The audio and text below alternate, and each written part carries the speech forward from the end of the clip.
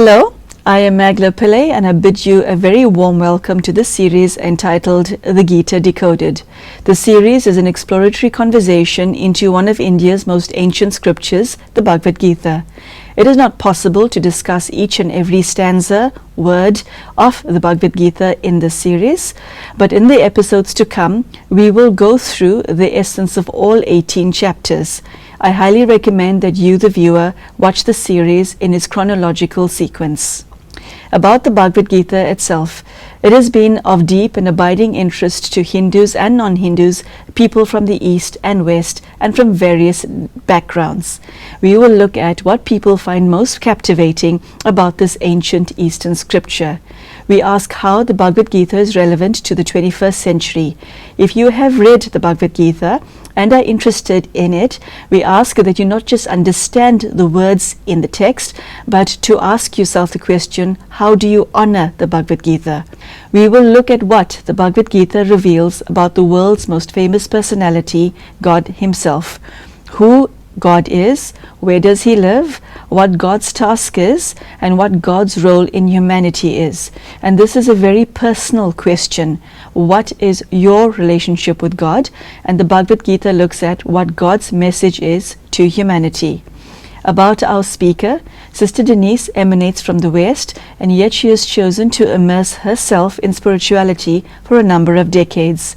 Sister Denise integrates Eastern philosophy with a modern outlook. She is a walking encyclopedia of ancient wisdom. She has a brilliant command of the English language, and she is fluent in Hindi, and as you will see, she is extremely articulate. Sister Denise has a background in media. Sister Denise has captivated audiences across the globe for many years due to her unique brand of depth and wisdom. The spiritual experiences that she has caused her and has allowed her to make a difference in the lives of many due to her generous spirit. Sister Denise, a very warm welcome to today's show, and thank you so much for joining us. Thank you.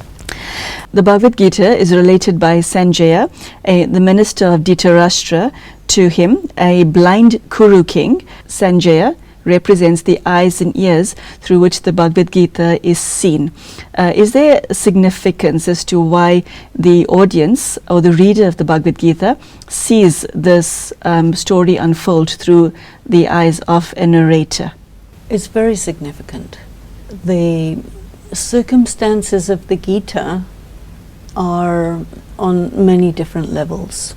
The Gita means God, the incorporeal, the supreme being, the intelligence of the wise, is communicating information to a human being.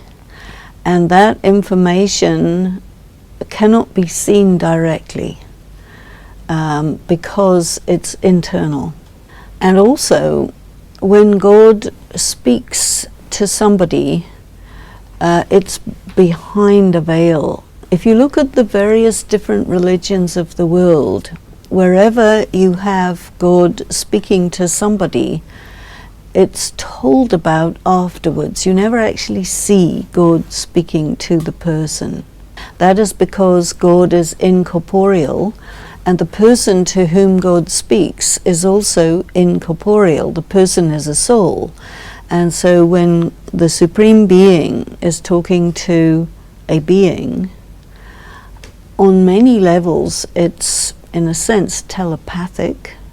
From the point of view of the story of the Mahabharata, Arjuna is on the battlefield in his chariot with Krishna, and Krishna is talking to him. That's very far away from any kind of audience. From a dramatic point of view, it has to be that Sanjay is having the special gift of clairaudience and clairvoyance, so that he's able to see what's going on and convey it to Dhritarashtra. So the people who are hearing about the knowledge of the Gita, the people who are reading the Gita, you're removed. And then there are so many levels of interpretation, and this is really what this series is all about, looking at the different levels of interpretation. Dhritarashtra describes the battle taking place in the field of virtue, the field of Kurus. What does the field of virtue mean? On the field of action, the people in the world who want to understand truth, who are interested in their spiritual development and so on, they are moral people. They are virtuous people, but virtuous people are in the circumstances of civilization collapsing. One of the aspects of the Gita that's very interesting is it's done in the circumstances of the destruction of Dharma. And so you have virtuous people whose virtue is being destroyed by circumstances because the circumstances are so extreme at the time of the Gita. It's a very unusual time. Sister Denise, at this stage, conch shells are blown. What does it mean and what does it signify? The conch shell is the bugle. So traditionally in military activity, you announce the start of battle, and the conch shells correspond to the great warriors. And so each great warrior has his own signature.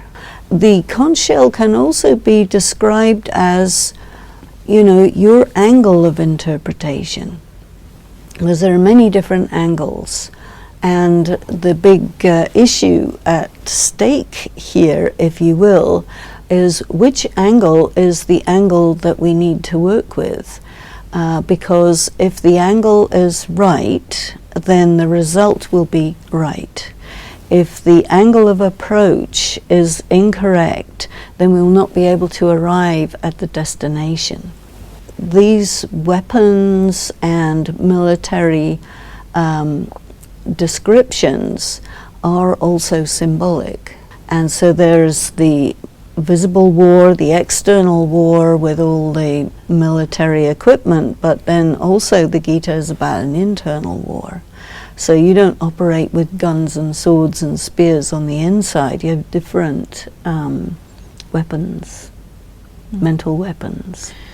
Sister Denise, you've now taken us to the next scene in the Gita, which is the scene where warriors, great warriors and armies gather together, and at this stage the reader meets the Pandavas and the Kauravas.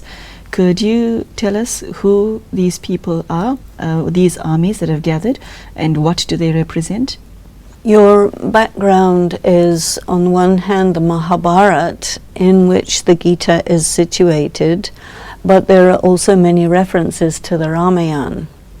So there are these two parallel epics which form the background of this huge story of the battle between good and evil and the ultimate triumph of good. But it's very complicated and complex.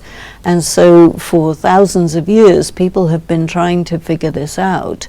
And we're looking at it in perhaps a different way from many other people, because we're looking at it through the lens of the knowledge which is given through the Brahma Kumaris World Spiritual University, which talks a great deal about Raj Yoga, about the knowledge of the Gita, the episode of the Gita.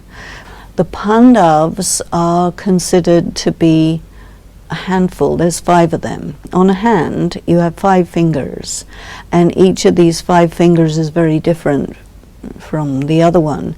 And in some interpretations, you will see that the 5 Pandavas represent the 5 different personality types of those who are focused on virtue, who are focused on personal work, who are focused on trying to get everything to be the way it should be. And then the Kauravas are 100. So 100 is a symbolic number for many. And Kauravas are essentially the majority of people. They are interested in what life can give you in terms of sense pleasure. They are very often motivated by vices, by negative emotions, and so on. So this is a larger number of people. So here you have a circumstance of conflict where most of the people are not at all spiritually inclined. They just want to live now, pay later, or pay not at all. Whereas you have the Pandavas, who really are wanting to fight a just war and who are in this situation of having to engage in conflict because of circumstances beyond their control. There's a third group which is also mentioned indirectly, but is very often mentioned in the Brahma Kumari's teachings, and that is the Yadavas. So the Yadavas are basically the people of European culture who are operating on the basis of science, who are very advanced technologically, and who also are part of the Great World War in that they hold very, very destructive forces and weapons, and so they also play. And we are in the world today having circumstances where we are capable of destroying the world as we know it, and this is a matter of great concern. Sister Denise, at this juncture, the reader is introduced to Arjuna and his charioteer Krishna, who come to the war on a chariot that is drawn by 5 white horses. Given the fact that the Bhagavad Gita is an allegory, would you tell us what this means? Well, you have the chariot, which represents the vehicle. And the vehicle, from a spiritual angle, is the body. And the 5 white horses represent your 5 senses, because it is the sense organs that carry the soul away from itself and get us into trouble in the external world. Sister Denise, we meet God and Arjuna in the capacity of God being the charioteer of Arjuna. Now, did Arjuna choose God as his charioteer, or was this decision made by God? In the story of the Mahabharata, you have the Pandavas and the Kauravas, who are cousins. So that the war is basically a civil war. You're against your kith and kin, which is a big problem for Arjuna. Whenever any military group goes to war with another military group, traditionally you always want God on your side. And so you see both Duryodhana and Arjuna going to Krishna, who is asleep, and as he wakes up, the first one he sees is Arjuna, who's sitting at his feet. But the first person who reached the room where he was sleeping was Duryodhana, who was right beside his pillow. Krishna says, okay, I give you a choice. You can have all my armies, you can have all my strength, all my powers, or you can have me. So Duryodhana said, okay, I'm choosing all your powers. Then Arjuna said, I choose you. And Krishna said, okay, you can have me, but I will not fight. So the only way in which you can have me is if I become your charioteer. So I can drive your chariot, but I won't fight. You have to do the fighting. Some people, they want God on their side because they want the powers of God. But here you have Arjuna, who wanted God on his side because he had love for God. And so a very important part of the Gita, a very important part of the whole inner battle, is that if you are on your own, you're not strong enough to fight against the force of evil and win. But if you are with God, then you are.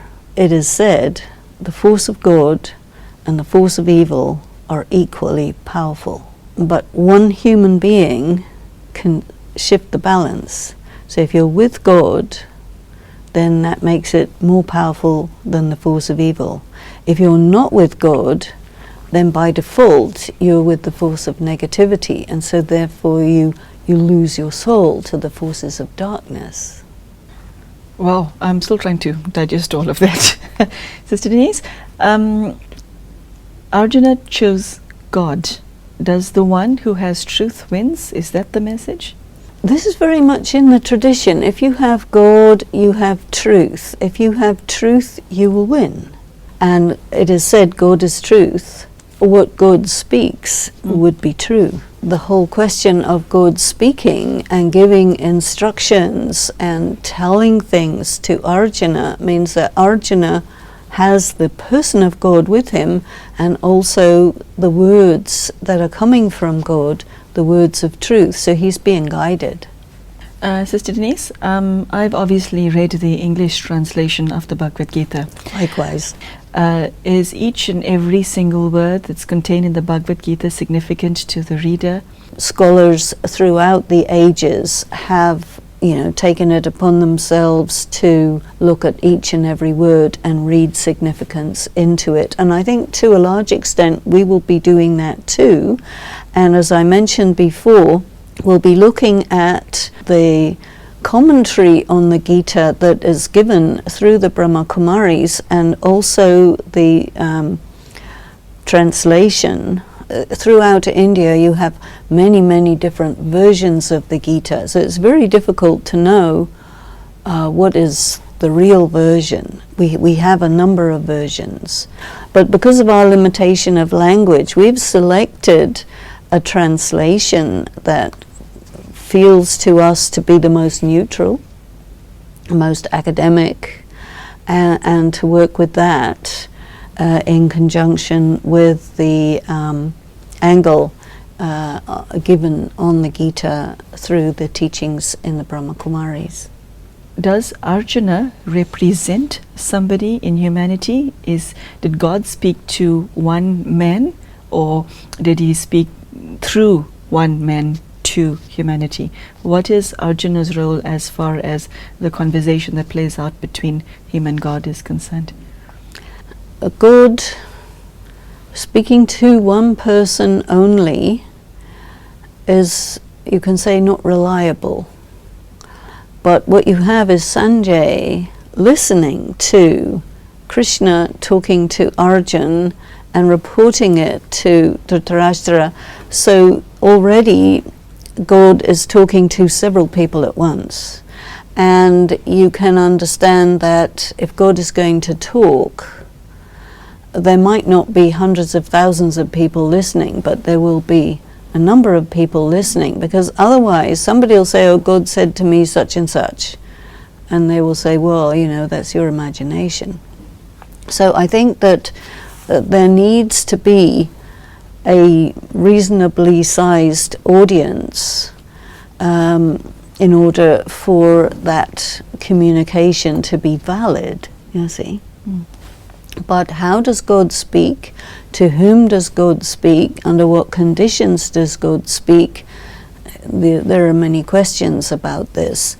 But God sitting in the chariot of Arjuna is described in Brahma Kumaris as incorporeal God, having incarnated into the body of a person whose soul is being communicated to, and this is all taking place within the body of that person. So you have a chariot with two people in it, and then the communication between God and that soul occurs. God will speak using the mouth, and the other one will listen using the ears, and there may be other people there as well. But in terms of the picture that we have in the Gita, the other people are perceiving it remotely. in the sense that Sanjay, Dhritarashtra, maybe other people also. So it's a very strange and extraordinary circumstance in which a human being gains access to what is known to God. And if God has something in his or her intellect, it has to be known to humanity. So how is that done? This is all what the allegory is all about. Sister Denise, I have a legal background, and in law we speak of the letter of the law and the spirit of the law. Given the fact that you just called the Bhagavad Gita an allegory, how does one read this book? Because I've read it a number of times in preparation for the show, and it's like, well, for want of a better expression, an onion. You think, oh, I peeled off a layer, and then you read it again and you peel off another layer and another layer. So is it meant to be like that? And how do you interpret it to serve you best? Because that's the point of reading it, isn't it? You want to be served by your reading. You know, for me, my experience of my own spiritual practice involved initially having a desire to learn meditation, within which Raj Yoga meditation was my chosen form of meditation. Raj Yoga meditation is mentioned in the Gita. When you come to Brahma Kumaris and you learn Raj Yoga and you start to engage in the regular study that is part of the practice, the whole question of the Gita is raised, which means that you have to study the Gita and the Mahabharata and the Ramayana. You have to know the background, you have to know all the mythology surrounding it, because the teachings of the Brahma Kumaris are an interpretation of this mythology, which unpacks it and which gives keys so that you can interpret it in a way most likely that hasn't been interpreted hitherto. So when I'm reading the Gita, I'm reading the Gita knowing the angle that is given through the Brahma Kumaris. For example, who is God? Very, very deep question. How do you know who is God? How do you know who you are? You know, so it's most fundamental questions are addressed, and in the Gita it is really taking you there to these most fundamental questions. You're reading the Gita personally. The Gita is a religious scripture of the Hindu religion, but it's not limited to the Hindu religion, because the Gita has informed to a very large extent all of the religions. So I take it as the scripture that is really for the whole world, and it is relevant whichever faith tradition you belong to. So I'm reading the Gita as a myth, as a personal spiritual practice manual, as something which gives me keys that help me to understand what I am and who I am, but also is looking at the whole world. I think one does look at the Gita in terms of the current political circumstance of the world, the current condition of the dominant civilization at this time, which is Western civilization. You know, there's a lot of people in this world who are totally focused on hedonism. Okay, there's a whole bunch of people who are operating on the basis of science and technology, and there's this tiny little group of people who are trying to understand truth at any cost, which is usually a very high cost. And so you can take it very personally, and you can say, yes, this is relevant to me today, and you can even extend it to say this is relevant to us today. The world is such that, you know, we talk about humanity. Even though there are so many cultures and so many religions and so many races and so on, but we're all one human family living on one planet which is in danger. And so it's very relevant, I think, to look at the Gita in that way, that here is something which is important for us, right here, right now. And so we need to get the best possible interpretation so that we can make it a practical reality. Thank you for joining us, Sister Denise. We have to say goodbye to you because it's the end of our half-hour slot. As you've heard it, ladies and gentlemen, this is the introduction to the Bhagavad Gita, what this ancient scripture offers to us in the 21st century, the message that it contains. Sister Denise has shared that this is an allegory, which means that it should be interpreted on more than one level. One cannot just read this ancient scripture at face value and take it at face value, because it offers you, the reader, far more. We hope you have enjoyed today's show, and I invite you to join us for forthcoming episodes where we will be going through each and every chapter of the Bhagavad Gita to see what the message is that God has for humanity. Thank you so much for joining us, and goodbye.